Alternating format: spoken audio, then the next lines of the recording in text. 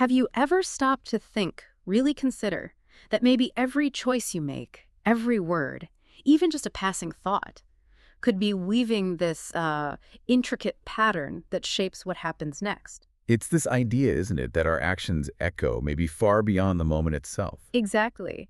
And today we're diving into something truly unique. We're exploring the concept of karma, but through a really personal lens. We have this fascinating stack of sources from one of you detailing karmic implications within their own family. And what's really striking here is how these narratives, this source material, offers such a detailed framework. It's all about cause and effect, showing how past actions are believed in this tradition to show up right here in the present. Shaping lives, shaping relationships. Precisely. So our mission today, we want to unpack these intricate stories, pull out the insights into this way of thinking, where every single event, every challenge is seen as part of, well, a bigger picture, an interconnected web. And just to be clear, we're exploring the ideas within this material, sharing what it says. Yes, absolutely. We're looking at the perspective, not necessarily endorsing it. So get ready to look at life's challenges from, well, a truly ancient perspective. Let's start with the listener's mother. Okay, yeah. The listener's mother faced a really severe health crisis. September 20th, 2001, she had a stroke. Ah, yes, leading to partial brain damage, swelling. Right, and impaired movement on her right side, plus significant difficulty speaking. And the listener notes she was once very capable, a real pillar for the family. But now she struggles a lot with self-acceptance, finding communication. Well, incredibly frustrating when it's just guesswork. It's a profound change. And according to the source material, what are the karmic roots suggested here? Okay, so the sources point to two distinct past karmas. First, in a past life, as a housewife, she apparently regularly prepared fish. Okay. And the text specifically says she habitually smashed the fish heads to kill them. So a repeated action. A consistent habitual action, yes, building up that specific energy. And the second? The second is called avaji karma, karma of speech, right? That's right, karma related to speech. From her youth. Apparently, she was a rebellious teenager, argued a lot with her parents, and when she couldn't win with logic, she'd resort to what the source calls stubborn silence, just refusing to speak. Ah, the silent treatment, but with deeper implications here. Exactly. And this defiance, it says, led her parents, in their anger, to actually curse her, wishing she wouldn't be able to speak in her next life. Wow, that's intense. But you mentioned something about it being lightened. Yeah, this is where it gets really interesting. The source says this karma was actually delayed and lessened because later in that same past life, she sought sincere forgiveness from her parents. So that act of reconciliation. It seems so. It prevented the full force from hitting her in youth, pushing it to older age instead. That really highlights a key aspect of this system, the potential for conscious actions, like a genuine apology, to actually shift or postpone karmic results. So what solutions does the source offer for her now? Well, to help alleviate her situation, the material advises making merit in every possible way. This is seen as generating positive energy to offset or dilute the past negative karma. And dedicating it. Yes, specifically dedicating it to both her parents from that past life and her parents in this current life. Also, frequently releasing fish is recommended. Directly counteracting the past action. Precisely. And crucially, the source emphasizes that the speed of her recovery really depends on her inner clarity. It uses the term sai, meaning a pure, clear heart. It's quite striking, isn't it, how these maybe seemingly small things, repeated actions, even words or defiance, how they're seen as echoing through time, like seeds planted that eventually bear fruit maybe lifetimes later. It definitely underscores the cumulative power of habit and intention within this specific framework, yes. Okay, so from those echoes, let's turn to the mother's younger brother. His story shows how immediate states of mind are also seen as incredibly powerful. Yes, the uncle. Described as not full, 100%, maybe 90%. Something like that. And prone to making these peculiar chicken-like crying noises. He worked grinding flour, lost his job after a dentist visit, and apparently fell into a deep despondency. Very tragic turn. And then he disappeared. Yes, and was tragically found dead in the water. A presumed suicide? They found a letter? Expressing despair and a wish to meet the family again in the next life, if it existed. That suggests some doubt, perhaps. Perhaps. So what's the karmic explanation here, according to the source, for his condition and his end? The material attributes his mental state and those specific noises to residual alcohol karma from past lives. So something carried over. Okay. His suicide, then, is presented as a combination. This old karma mixing with the new, very heavy karma of taking his own life out of despair, and specifically by drowning. And his current state. The source is quite specific, isn't it? It is. It states he's currently in the Yomolok, a term for the underworld in this tradition, described as being submerged in a large, hot, acidic pond. This is due to that remaining alcohol karma and the new suicide karma. He's suffering intensely, having died, crucially, with a dark and gloomy state of mind. And that's key, right? That state of mind. Absolutely. The source calls it a password to Abhaya unhappy realms. It states the rule is, if one's mind is dark, one must go to Abhaya. Abhaya realms are seen as places of suffering with limited chances for good deeds. His family has tried to help, making merit for him. They have, yes. But the source indicates it's not enough. More intensive merit-making is needed, specifically dedicating the blessings to Na, which was his name. And it's harder for him to receive it? Yes, because of that dark mind at death that acts like a barrier. So repeated, persistent efforts are necessary to even reach him with that positive energy. It's such a vivid and quite sobering picture, really emphasizes how critical that state of mind at the moment of death is believed to be in this view. It really makes you consider the power of our internal world, especially in those final moments, doesn't it? Definitely. Okay, next up. The listener's paternal grandfather, their Pooh. He had a short life, passed away from tuberculosis. What do the sources say about that? Yes. The source links his early death and the tuberculosis to residual karma from smoking for many lifetimes. Many lifetimes. So a cumulative effect again. It suggests so. And additionally, he regularly engaged in what the source calls panatabart, Which is... taking life. Specifically, in his case, raising animals in order to slaughter them for food. And the source uses this really clear analogy. Planting beans yields beans. Planting sesame yields sesame. Meaning harming life leads to a shortened life. That's the direct implication within this framework, yes. But it wasn't all negative. He had some old merit. Correct. Despite those challenging karmas, he apparently had enough past positive merit to allow him to be reborn as a human again. But what about his future? Well, the source indicates he'll likely face another short life unless he encounters Kalyanamit. Good spiritual friends. Exactly.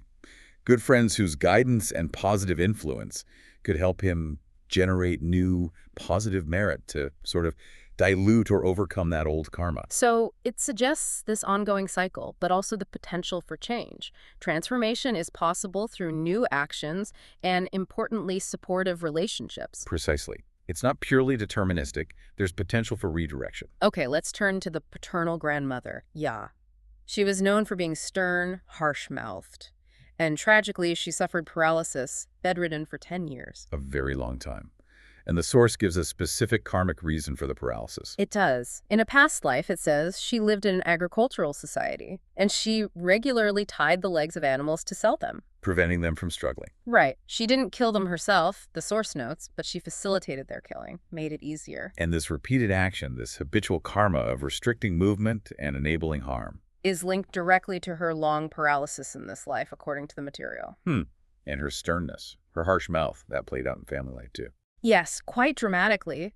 She apparently scolded one of her daughters so severely that the daughter, in despair, arranged with a friend to commit suicide together. Oh my goodness. Yeah. Were they prevented? Thankfully, yes, the friend's parents intervened. But the grandmother's anger was apparently so intense that when this daughter eventually died later, the grandmother refused her a proper family burial. Refused a burial. Yes, just placed her remains in a temple stupa with no family plot. That's incredibly harsh. What does the source say about the grandmother's current state, given all this? It states she's also currently in Yomolok, the underworld, and she's described as being beaten by officials. Why? What's the reason given? Because she was owner of anger. Chautosha is the term used. Anger was a dominant force for her. And for being harsh-mouthed. Plus, she died with a dark mind. Again, that crucial state at death. Yes. And the merit dedicated to her apparently helps only a little. It hasn't cleared her karma. And her connection to the daughter. The harshness. Interestingly, the source says that her harshness, even though it didn't directly cause the suicide attempt, created an affinity, like a karmic link. It made it more likely for her daughter to encounter a mother with a similar harsh temperament in another life. Wow. So the emotional dynamics themselves create these links across lives. It really seems so. It's a stark reminder, isn't it, according to these sources, of the long-term impact of our emotional states, our words, not just direct physical actions. It makes you consider the subtle ways we might be shaping our own experiences and others just through our temperament and how we speak. Definitely. Now, let's explore the listener's father. He has this incredibly strong bond with horses, raised and gambled on racing horses since he was 12, and he's still deeply involved at 73. A lifelong passion. What's the karmic story there? Well, the source offers this really fascinating explanation. It says he was repeatedly reborn as a horse breeder for many lifetimes.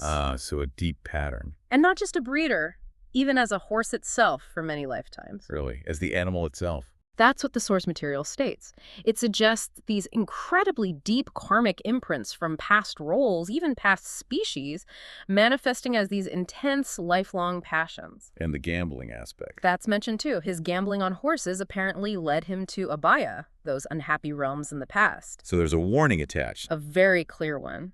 The source says if he doesn't break this cycle, this pattern in this life, he risks going back to Abaya again. And it adds he'd be not cheerful there. It really speaks to these deep-seated karmic grooves, doesn't it? Things that keep pulling us back, whether passions or obsessions. It certainly makes you reflect on your own, maybe unbreakable ties or strong attractions, and wonder, well, why do they exist according to this kind of framework? Indeed. Okay, moving on to the listener's elder brother. A very difficult situation here. He accidentally shot and killed a friend. Oh, terrible. Unintentional harm. Yes. And the family has tried to make merit for the deceased friend. This really raises questions about accidents within this karmic system. It does. And the source explains it quite intricately. It says the brother's action was residual karma, meaning it stems from a past life where he also unintentionally killed someone. So a pattern repeating, unintentionally. Yes. But it's not just about him. The deceased friend, according to the source, was also working off old karma. Karma from a past life where he had unintentionally killed someone. So their karma's intercepted in this tragic way. Exactly. It's presented as an intersection of their individual karmic trajectories. The source says the friend is currently wandering, having not completed his natural human lifespan, but his death was the result of his own old unintentional karma meeting the brothers. It's incredibly complex. What does the source advise the brother and the family to do now? It advises the brother to make much more merit. The idea is to create a kind of protective buffer to prevent similar unintentional harm happening to him from others in the future. And the merit for the friend. Also deemed insufficient. More is needed to help him in his current state. So even unintentional actions carry significant karmic weight here. Apparently so. Influencing not just the person who acted, but also weaving into the victim's own karmic situation. It's portrayed as this complex dance of cause and effect, going way beyond simple intention. It's a really intricate view, how actions ripple out, even without malice. Very much so. Okay, finally, let's turn to your own personal challenge, listener. You mentioned a significant disagreement with a kalyanamit, a good spiritual friend. Yes, a falling out that's led to silence between you. Right. And this has created a fear of cross-generational enmity, the worry that this feud could continue into future lives. What does the source material see as the root here? Well, the material points primarily to verbal karma, or vaiji karma, specifically the use of unpleasant words. Harsh words exchanged. Yes, combined with stubbornness, or thithi, on both sides. Thithi here means clinging tightly to your own views, your own rightness, becoming rigid. And that combination is creating the potential for this ongoing conflict. That's the idea presented. That dynamic fuels the possibility of it carrying over. So how does the source advise you, the listener, to resolve this? It gives practical steps, right? It does, quite specific ones. Yeah. First, don't hold on to the anger. Actively try to spread loving kindness mentally towards them. And then, take the initiative. How so? Smile at them first. Try talking to them directly, if that doesn't work, if they refuse. Then what? Write a sincere letter, expressing your wish to reconcile. And if even that fails, the advice is to ask mutual friends, people they trust, to convey your message, your desire to mend things. So it's really about persistent, compassionate effort, taking the first step again and again if needed. Exactly. And there's a profound piece of wisdom offered about anger itself. What's that? It reminds us of the Buddha's example, maintaining calm even when physically harmed. The source explicitly states that holding on to anger is actually worse than being the target of someone else's anger. Worse for the person holding it. Yes, it even gives this stark warning. Holding on to anger and that stubbornness, that thithi, could lead to being reborn as a yakshini. An ogress. Yes, but described quite specifically. Rich from past merit, so outwardly successful maybe, but ugly with gnarled teeth and dirty hair. It illustrates how these negative mind states are believed to distort even future physical forms, despite other good karma. Wow. So this isn't just abstract law, is it? It's presented as a very practical, almost step-by-step guide for navigating relationships, finding peace right now. That's certainly how this section of the material comes across. Yes, very direct advice. What an incredibly deep dive we've had today. Just wow. We've looked at this really intricate view of karma. Seeing how, according to these sources, past actions, even subtle things like intentions, words, how they're believed to shape almost everything. Health, lifespan, family dynamics, personal relationships, the whole spectrum. It certainly encourages you to think about interconnectedness, doesn't it? And it raises big questions about personal responsibility, but also the potential we have to change things through conscious effort. And you, our listener, thank you for bringing us this incredible material.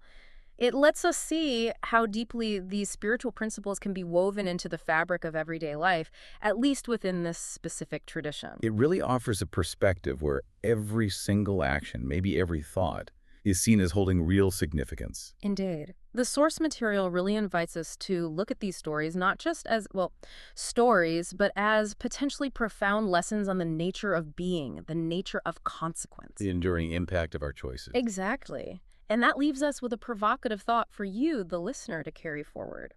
Given these insights, this perspective on how even subtle actions and states of mind might ripple through lifetimes, what small intentional shift could you make today? A shift to maybe weave a more harmonious future, not just for yourself, but for those around you, as understood within this karmic framework we've explored. A powerful question to ponder. What wisdom will you carry forward from this deep dive? We really hope this exploration has given you perhaps a fresh lens, a different angle to view your own journey and the world around you.